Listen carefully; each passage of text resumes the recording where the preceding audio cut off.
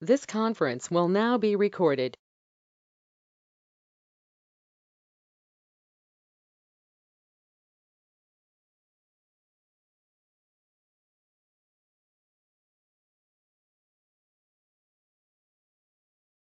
Yeah. Hello, all. Good morning. Welcome back. So today we are going to discuss about introduction to servers and networks. Servers, networks, switches, routers. So these are the very basic things. So before moving to AWS, we need to learn this basic components. Okay. So can you see my screen, everyone? Yes. Yes.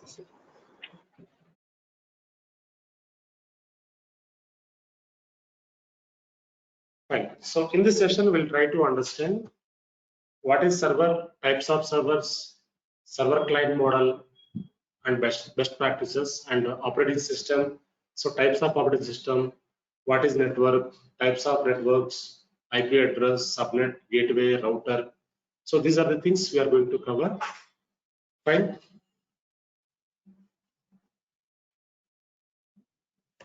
Yeah. So basically, what is server?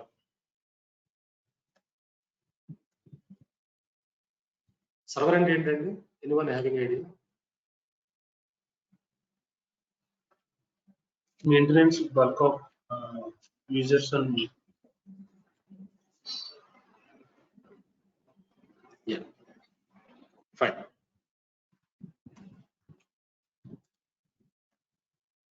So a server is a computer that serves information to other computers called clients. Yeah, clients can connect to a server through either a local area network or a wide area network, such as the internet. So when we talk about servers, okay, so in real world, in real projects, so normally when we log in into our console, our Jenkins console or Git console or any console, Terraform or any Kubernetes, so we directly log into the server. Okay, so we log into our laptop. Okay, so when we perform any activity, we'll directly perform on servers only. So even developers also, when they develop any code, they will do modifications, changes on servers only, central location, right? So which will maintain centrally, which will be available centrally. So when we develop any code, when we test any code, when we perform any activities, directly we can perform on servers only. Okay, so servers will have some redundancy, some high computing CPU and memory and storage, right? So normally in local we don't do anything. So remote, like in centrally, we perform activities in real time. So types of servers. Okay, so first one is blade server, rack server, and tower servers. So blade servers are not normally where we use this in the enterprise level. We use blade servers. These are very thin servers. We'll have one slat. Instead of the slat, we'll insert small servers. So small units. Okay. Yeah, first one is blade server. A blade server is a modular server that follows multiple servers to be hosted in a smaller area. So these servers are physically thin and typically only have CPU's memory. Okay. So in blade servers, we don't have any storage. We have some basic storage, but it will directly connect to storages. So, but it will provide high performance. So CPU memory integrated with the blade servers. Okay, and sometimes storage drives built in blade servers. So blade servers are often seen in large data centers, normally enterprise level.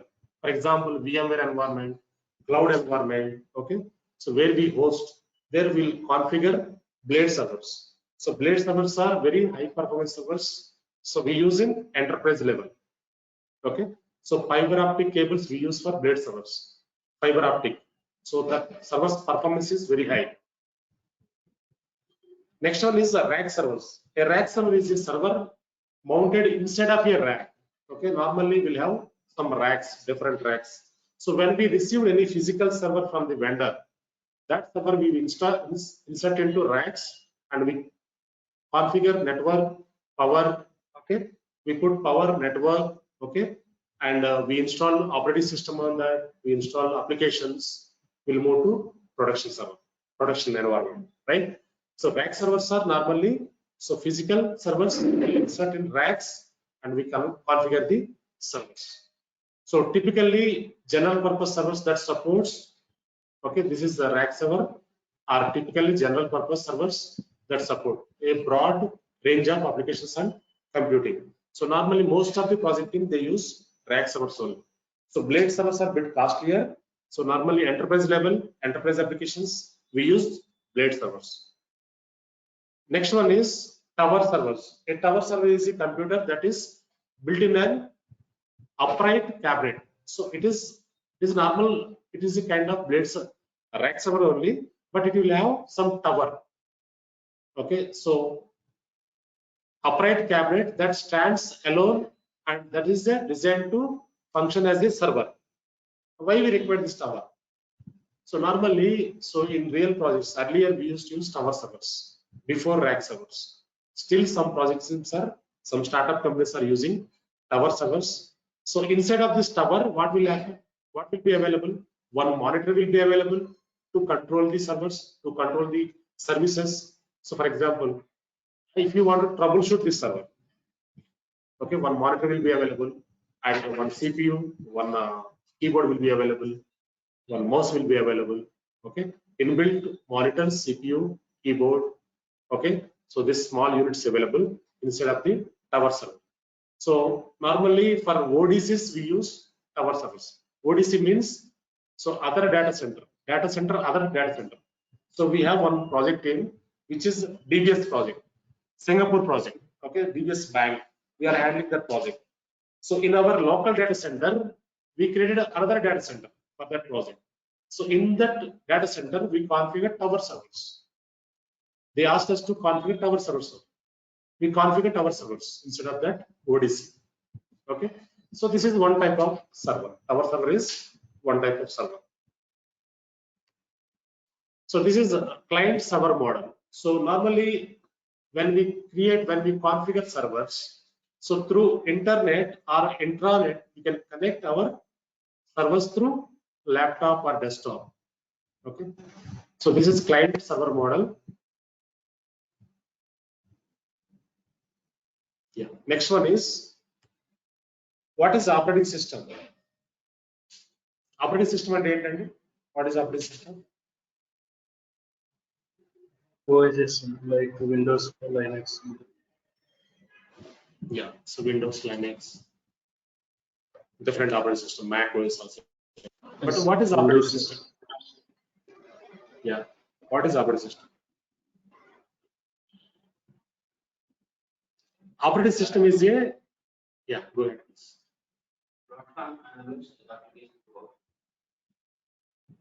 Yeah, okay, fine. So operating system is a interface between user and the computer hardware. Okay, so we require some interface to connect our server. So computer hardware will understand only binary language. So when you perform any activities, so computer hardware, server hardware will understand only binary language. What is binary language? Zeros and ones. 0, 0, 0, 0, 1, 0, 1, 0, 1, 1, 1, 1, 1, 0, 0, like that. So it will understand, hardware will understand only binary language, but human will not understand binary language. So operating system will convert binary language to human readable language and vice versa to effective communication. So normally, so it will act as a interface between user and the servers, computer hardware. Okay, fine.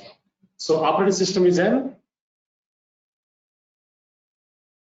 interface between user and the computer hardware. The hardware of the computer cannot understand the human readable language as it is works on binaries like zeros and ones. In such case, we need some interface which can translate human language to hardware and vice versa for effective communication. Types of operating systems. So we have three types of operating systems here. First one is single user, single tasking operating system. Okay, single user, single tasking means one user can log into the system and he can perform only one task at a time. Okay, which is nothing but MS-DOS. For example, MS-DOS. In Microsoft DOS, so only one user can log into the system and he can perform only one task at a time. So which is nothing but MS-DOS. Second one is single user multitasking operating system. What is this? So one user can log into the system and he can perform multiple tasks at a time. So for example, Windows. In Windows, what we will do? While browsing internet, we can run the background songs, background audios, right? So that is multitasking. One user can log into the system, he can perform multiple tasks at a time. Okay, that is single user multitasking operating system. So third one is multi-user multitasking operating system. What is this? So this is like Linux and Unix. In Linux system, so multiple users can log in at a time and they can perform multiple tasks at a time. For example, in real projects, so while working on the deployments, so developers deploy the code on production servers. While deploying the code, so DevOps engineers will log in to the system and they will take the snapshots, and testers will log in and they will test the code. Okay, and also build and release engineers will log in and they will check some rechecks. So multiple users can log into the system at a time. They can perform multiple tasks at a time. Okay, Linux and Unix servers will allow multiple users to log in at a time. So these are the types of operating systems.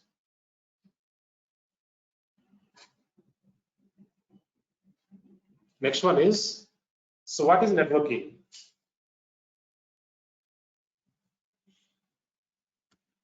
A network consists of two or more computers devices that are linked in order to share resources and allow electronic communications. So this is one definition which I found from Google.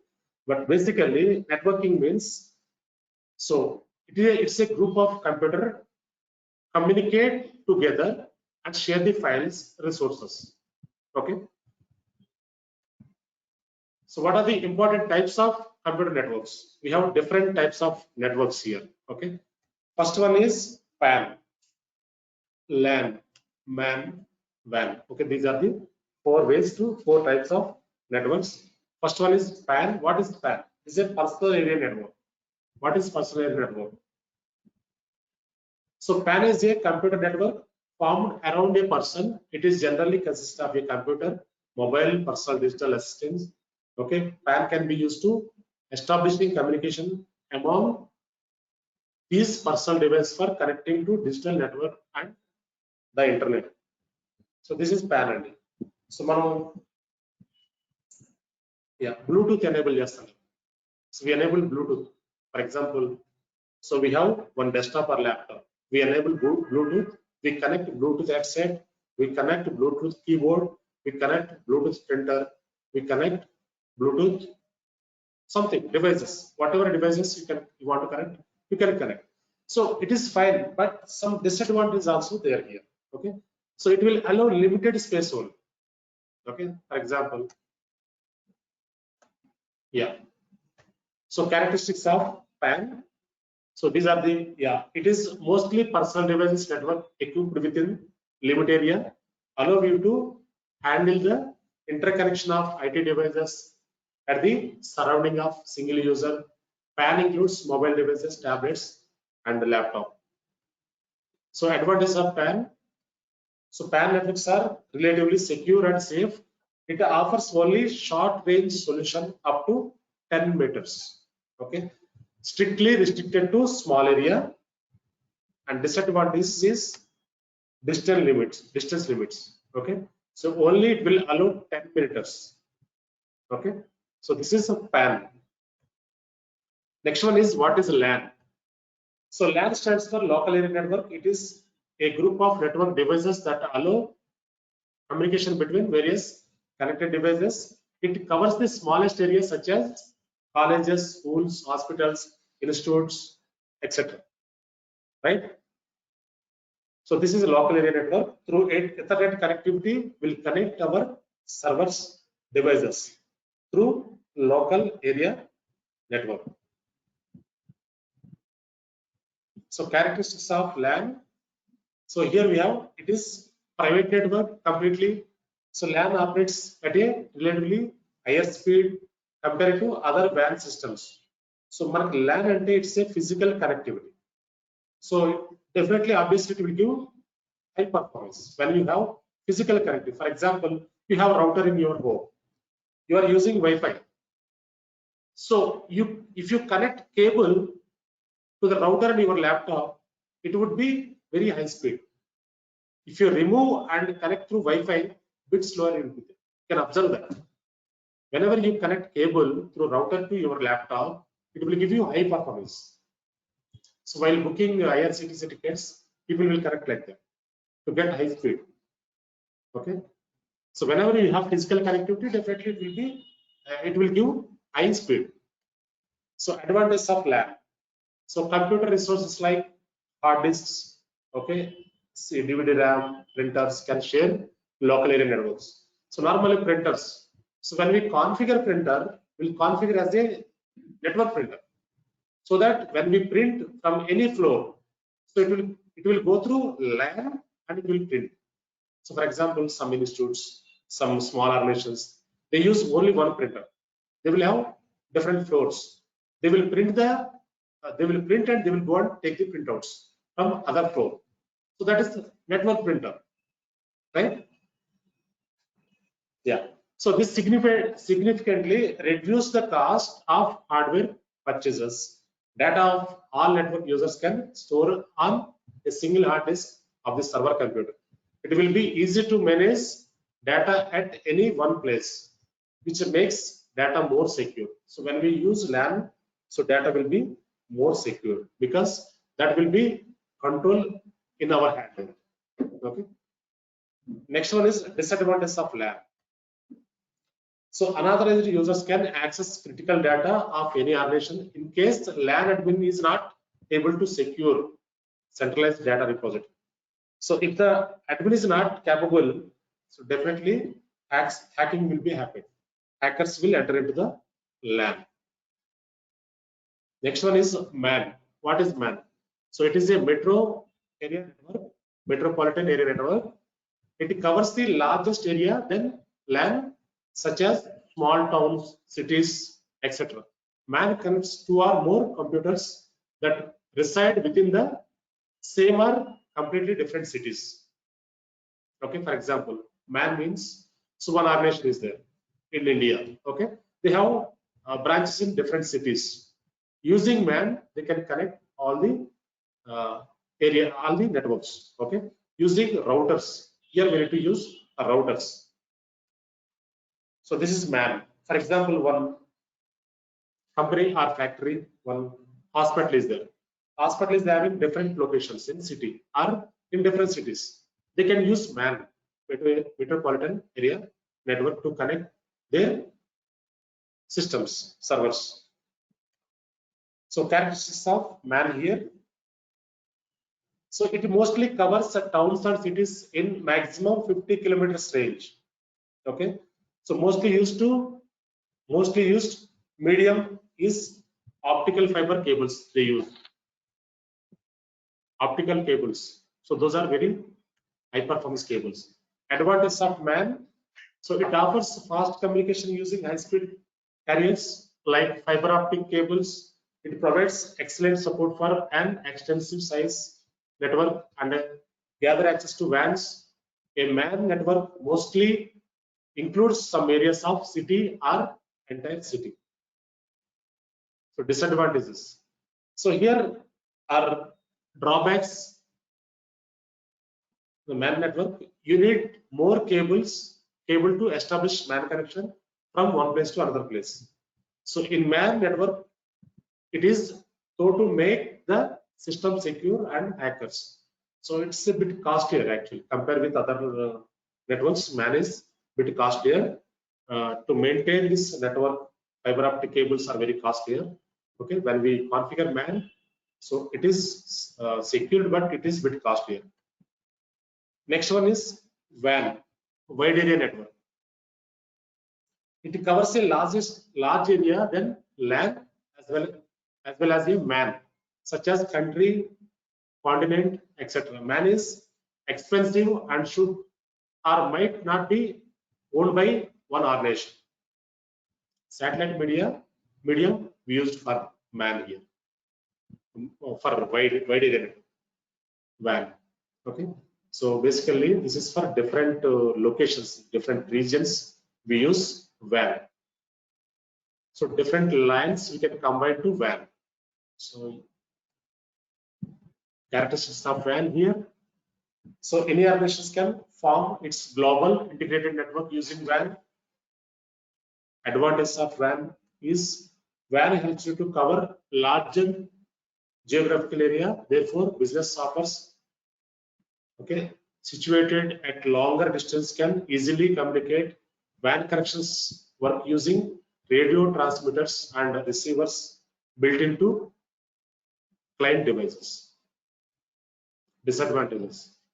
So the initial setup cost is very high. Initial setup cost is very high. It is difficult to maintain the WAN network. You need to skilled technicians and network administrators required to maintain this WAN. There are more errors and issues because of the wide coverage and the use of different technologies. So we need to use different technologies here. So this is MAN network. So MAN network means different cities we can connect. This is MAN, metropolitan network. So here we don't have WAN network, right? Yeah. So this is MAN network.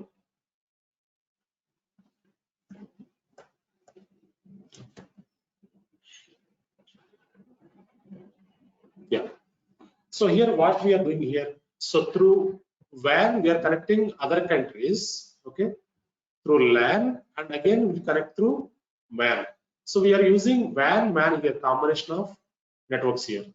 Okay, so for example, our organization is there. So we have different regions. We have Americas regions, Europe regions, and APAC regions. Okay, so we are using WAN, wide area network, to connect our network, right? So next one is, what is an IP address? So IP stands for Internet Protocol. An IP address is unique address that identify a device on the internet or local area network.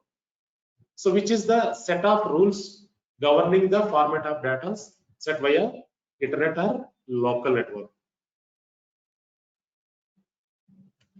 What is subnet?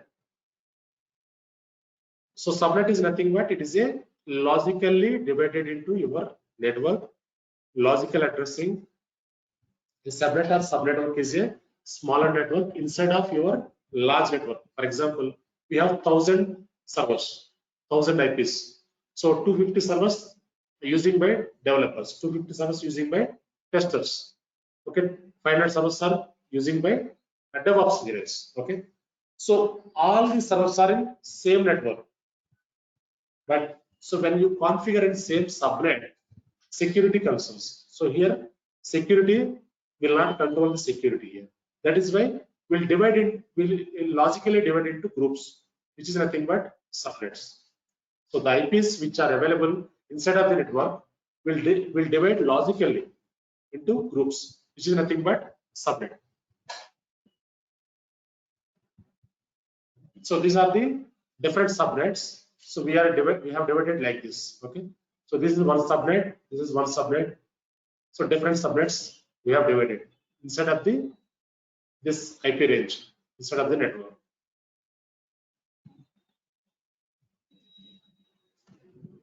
Next one is, what is network switch? A switch is a device in a computer network that connects other devices together. Okay, whatever servers we have. So if you want to communicate from one server to other server, we require some switches. Okay, so within the LAN or WAN or whatever, so we require one switch to connect all the devices. So multiple data cables are plugged into the switch to enable communication between different network device. So this is switch. Normally in real projects, in local data centers, we use this switch to connect devices. Okay. So next one is gateway. What is gateway? So gateway is nothing but it is a router. So if you want to connect from one network to other network, we require some routing. For example, from your home, if you want to communicate, if you want to connect internet, if you want to connect other network, okay, so we require some router. Through router, we can connect other networks, other systems. So for example, if you want to connect Google side, so how can you connect? Your network is different. Your laptop network is, your IP's range is different. Google IP is different. So if you want to connect that, some routing should be required. That will be provided by gateway router. Okay, fine. So these are the things. So next one is some initial stage of implementation. How was the server architecture? So in early days, like 90s or early 2000, so when we started working on the infrastructure, so by the time how it works, how the server architecture, we'll try to understand some basics here.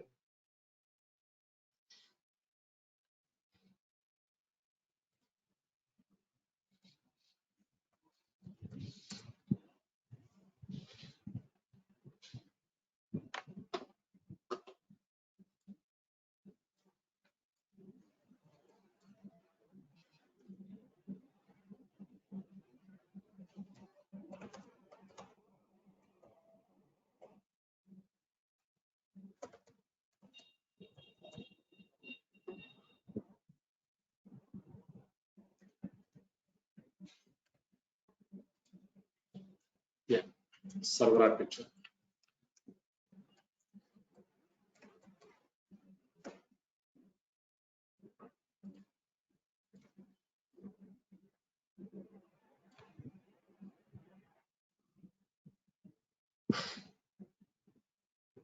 Fine.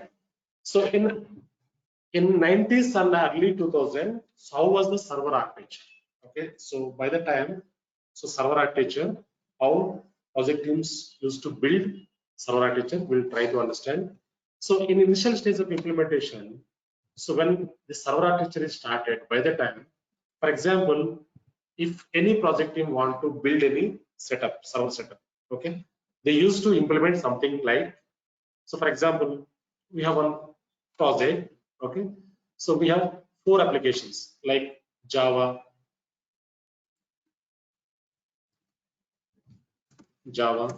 okay, and Jenkins, Tomcat, also some Nexus or any some application, different application, which is Nexus something, okay. So they want to implement this project. For this, in initial stage of implementation, how the project team used to build the setup, okay. So for example, 4 applications are there, right? For 4 applications, they used to take 4 different servers.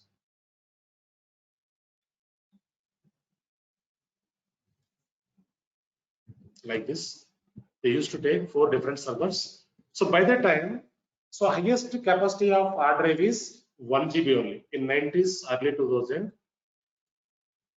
so 1 GB of hard drive. This is highest capacity. Okay. So this 1 GB hard drive. So if you implement any application, so how they implement? Like, so for example, this is one server. So in this server,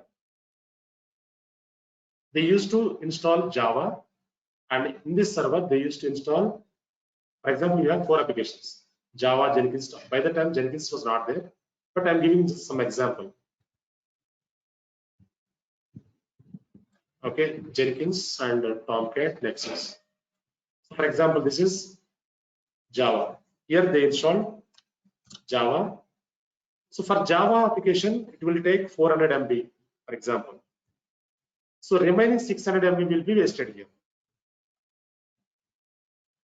For Jenkins, So it will take 500 MB, for example. So remaining 500 MB will be wasted. For Tomcat, it will take 300 MB something. Remaining 700 MB will be wasted. 700 MB will be wasted. So also here we have Nexus. Nexus, for example, 600 MB will take. Remaining 400 MB will be wasted. Okay. So in the initial stage of implementation, project teams used to take servers like this. Okay. So when they configure servers, so in each server, particular one application only they used to configure. So in this case, so by the time in 2000 or early 2000, server costing is very high. So here utilization is less and costing is high. Server utilization is less, server costing, hardware cost is high. So due to this concept is failed. So this concept is failed. This is the, we can say this is first phase of implementation. So this concept is failed. Okay. So because hardware cost is high, right? Utilization is less. Got it right? So this is first phase of implementation. Right? So slowly. So this server architecture. So in second phase of implementation, what happened? Okay, so we'll try to understand here. Second phase of implementation. So why we are learning this? Because slowly we are going to advanced level. So to understand server architecture, current architecture. Okay. Second phase of implementation. So in this second phase, so project teams used to take high capacity server, one high capacity server. So in the same server, they used to deploy all the applications, Java, Jenkins, Tomcat, and also Nexus. So in this case, what will happen? This is high capacity server. So project teams used to take one server only, and they used to install all the applications in one server. So here what will happen? Java user will access Java application. Jenkins user will access Jenkins application. Tomcat user will access Tomcat application. Nexus user also access Nexus application. All the users will log into same server. But here Java user may access Jenkins application. There may be chances to access other application. So Tomcat user may access Nexus application. Okay, so there may be chances to access other applications also because they are logging into same server. So they will maintain some security layers, but there may be chances to access other applications because, for example, 4 people are staying in same flat, one flat. Okay, so the 4 people, 2 people are staying in one room, one bedroom. Two people are staying in other bedroom. The 4 people commonly access kitchen and dining, right? The same way here also in server also there may be chances to access other applications. Also, one more drawback, important drawback here is if the server is crashed, what will happen here? All the applications will be gone, right? This is also failed concept. Okay. Next one, third phase of implementation. Next concept is a third phase of implementation.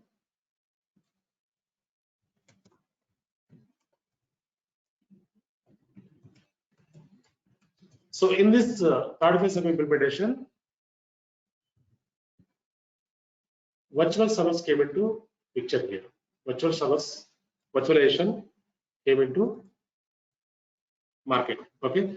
So here virtual world. Virtualization means virtual servers. So we can say virtual servers.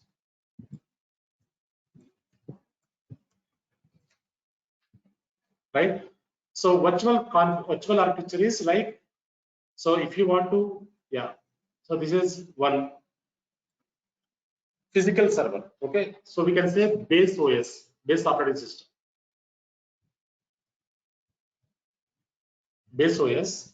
So on top of this, we can configure some layer, which is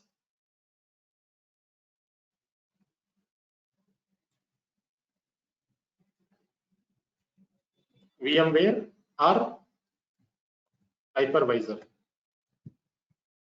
Okay, on top of this, we can create a number of virtual servers.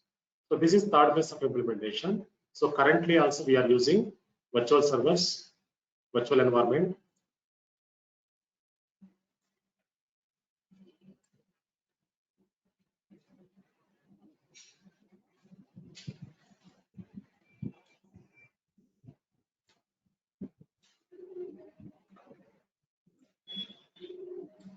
We can create virtual servers like different servers. Okay, so here based on your hardware, physical hardware, so we can create a number of servers, virtual servers. So these are the virtual servers. So here we can create one operating system, different operating systems you can configure like this. So here we can, this is Windows Win2K12 R2 server we can configure. So here we can configure Ubuntu server. Here we can configure RHCL server. Here we can configure CentOS, SUSE Linux. So different flavors we can configure instead of this VMs. Okay, so we are using VMware or a hypervisor, and we can create a number of servers based on your physical server capacity. Okay, and we can, these servers we can hand over to project teams in real time projects. Normally what we will do as a server engineer, so they can create a number of servers, virtual servers, and they can hand over to project teams. So still we are using this environment, but here some drawbacks are there, which are like, for example, if you want to create any server, so we need to use ISO image. ISO image means, what is this? Any guess, anyone? Windows like Windows OS. Yes, it is a Windows OS operating system image. So which is full-blown operating system. Okay. So ISO image, for example, if you take Windows 2016 server, ISO image size would be minimum 14 GB, only operating system. So on top of that, again we install applications, right? So for example, here, how many servers are there? For example, here, so these are the 5 into 7, 35 servers, for example. These are 35 servers. For 35 servers, if you want to install operating system, for each server it will take 14 GB. How much size it will take for operating system? It will take a lot of storage, right? So much of storage. For applications also it will take storage, right? So it will take storage utilization is more, right? So also one more drawback is when you want to reboot this server, virtual server or physical server, it will take minimum 4 minutes to 6 minutes. So because when we reboot any physical server or virtual server, first it will check updates, memory, processing, then it will reboot. Okay, so still we are using, but so these are the small disadvantages in this. That is why, so recently we are using containers. In current trend, containers came into market. Okay, so this is successfully running, but still we have some disadvantages here. So here deployment time also. So if you want to deploy applications, it will take some time. Also, if you want to reboot the server, it will take some time. And also, if you want to install some operating system, it will take more storage. Okay, so these are the small disadvantages here. But now current trend is containers, Docker containers, Kubernetes. Okay, how Docker architecture will be, we'll try to understand now. This is the advanced concept. So this is very, very important. Docker's Kubernetes. Okay. Docker architecture. So in Docker architecture, so this is one base OS, so same as virtual machines. This is one base OS. So Docker server, you can say Docker server, base OS or base OS. So on top of this,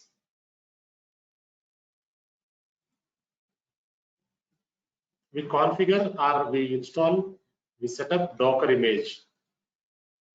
Docker image.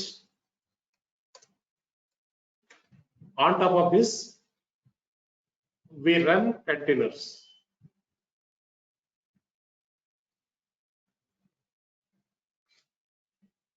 So these are the different containers. Yeah. So when we run containers, what will happen here? When we run containers, we don't install full-blown operating system. So when we run container, what will happen here? Only binary and library files will be installed here. When we run container, only bin and lib files will be installed. So it is a lightweight environment.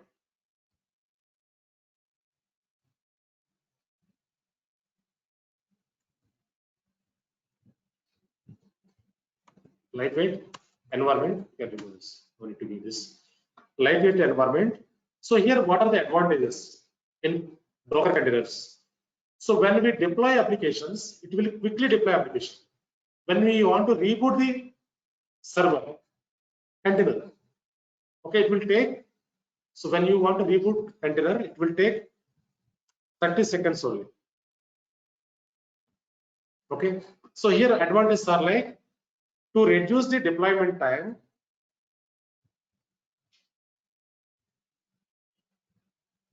And to reduce the downtime,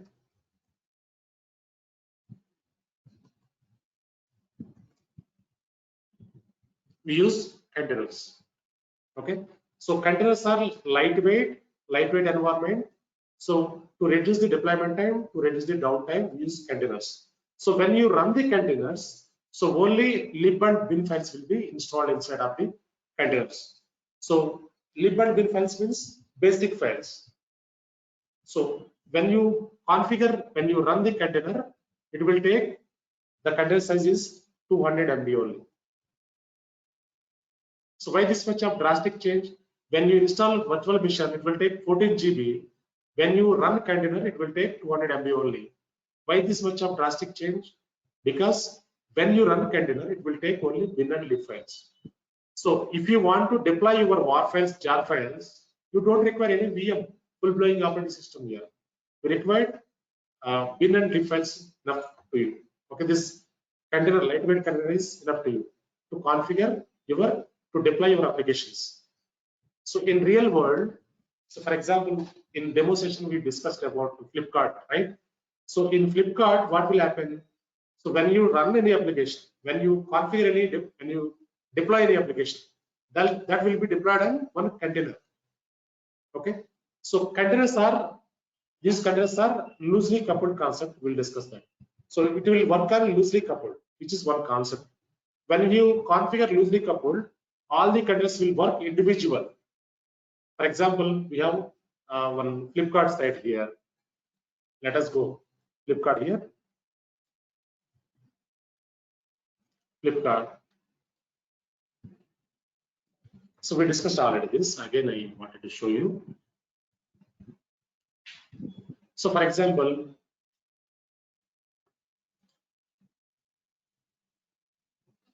we have here some, these are all microservices. So for example, patterns are there.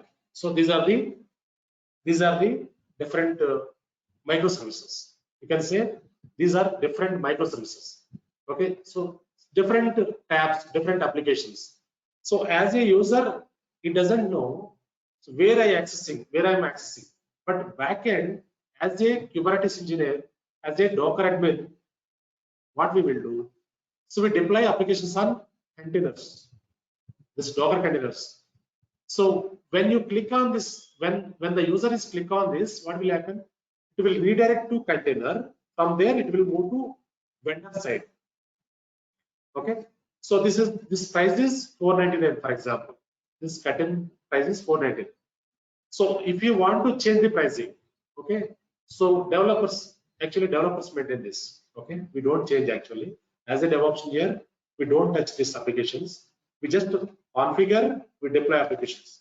So maintenance will be taken care by developers only. So if they want to modify any pricing, they will log into the particular container and they will change the pricing and they will run the container. Then pricing will be updated here. Okay, so all the tabs this will work individual. If this microservice is down, others will not be affected. All the components will work individual, right? So these are the lightweight applications. So when we run this, so it will work individual. So if any one microservice price, if you want to change that pricing, so particular container we need to log in and we need to change the price. That will be taken care by developers. Okay, so currently these digital sites are very popular because of Kubernetes and Docker. So backend they use Kubernetes, right? So Reliance Digital and Flipkart, Amazon shopping site, whatever online shopping sites they're using containers backend. Containers and pods, Kubernetes, Docker, they are using backend. That is why, so quickly we can access the application, quickly we can book the product. Okay, so this is like lightweight applications. These are lightweight applications we can access quickly. Okay, so any questions up to here, anyone? So in this, any questions? Third phase of implementation and Docker architecture, first phase of implementation, second phase of implementation. What is VMware Hyper? Yeah. So VMware Hypervisor. So this is our virtual environment. So normally in real projects, so when they are using virtual servers, okay, how they configure? They take one base machine, like one base server. On top of that, they install VMware or hypervisor. That is one layer. On top of that, they will create VMs, virtual servers.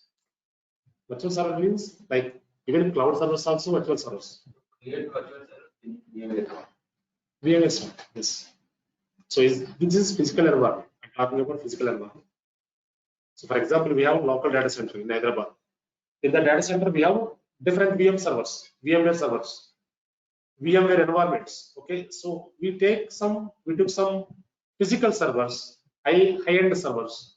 On top of that, we install VMware. On top of that, we create virtual servers, multiple servers. In that multiple servers, you can install multiple operating systems. It will work as a physical server. It will have one IP address, one host name, so you can access remotely, like EC2 instance. So in AWS, we access EC2 instance, right? That is also virtual server. So Azure, we have VMs. Azure servers are those also virtual servers.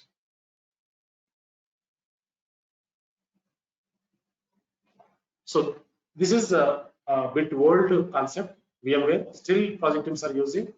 This is advanced version. Okay, advanced, like currently project teams are moving their infrastructure to containers because so deployment time will be reduced, downtime will be reduced. So in real projects, in real-time projects, if you want to get downtime for your server, it is very difficult to get downtime. For example, in our environment, we have Linux servers.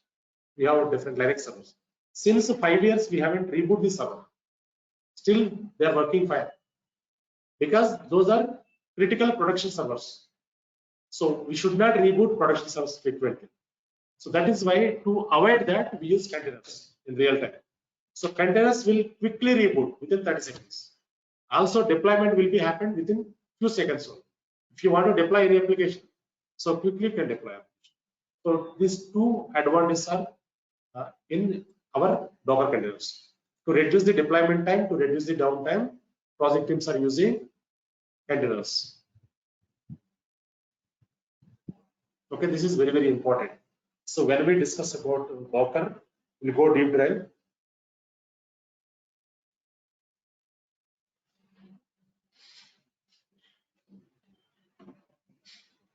Fine. So from tomorrow, we'll start working on AWS. So tomorrow we'll start, we'll walk through console. What are the services available? What are the features available? How to create AWS account? Okay. What are the things available? We'll go tomorrow. So from day after tomorrow, we'll start working on services. First EC2, S3 bucket storage, EBS volumes, okay, auto scaling, networking part, VPC. One by one will go. So meanwhile, so if you are able to create AWS account, you can create. So you can search in Google how to create AWS account. If you are able to create, you can create. Otherwise, tomorrow I'll show you how to create. Okay. So parallelly, you can practice when we start working on AWS. So when we discuss in the session, the same you will have the recording. You can go to the recording and you can practice. Okay. Once we start the services, so we'll go a bit faster. So by the time you need to practice. Okay. So don't confuse anywhere. So whatever confusions, whatever questions, even basic questions also, you can ask anytime. You can stop me, you can ask anytime. Okay, while working on the services. So tomorrow we'll see what are the things available instead of the AWS console, and we'll create AWS account tomorrow. From day after tomorrow, we start working on the services, EC2, how to create server in AWS, how to connect the server, how to deploy the application on the server. Slowly, we'll enter into the AWS. Fine. Any questions, anyone up to here? So whoever not cleared the fee till now, you can make it as soon as possible. So from tomorrow, link will be changed. So already group is created. So already 17 people added into the group. Okay. Whoever not cleared the fee, make it by today EOD, so that you will be added into group. You will get all the video links, documents in the group. Okay. Fine. Yeah. Thank you all. Thank you, sir.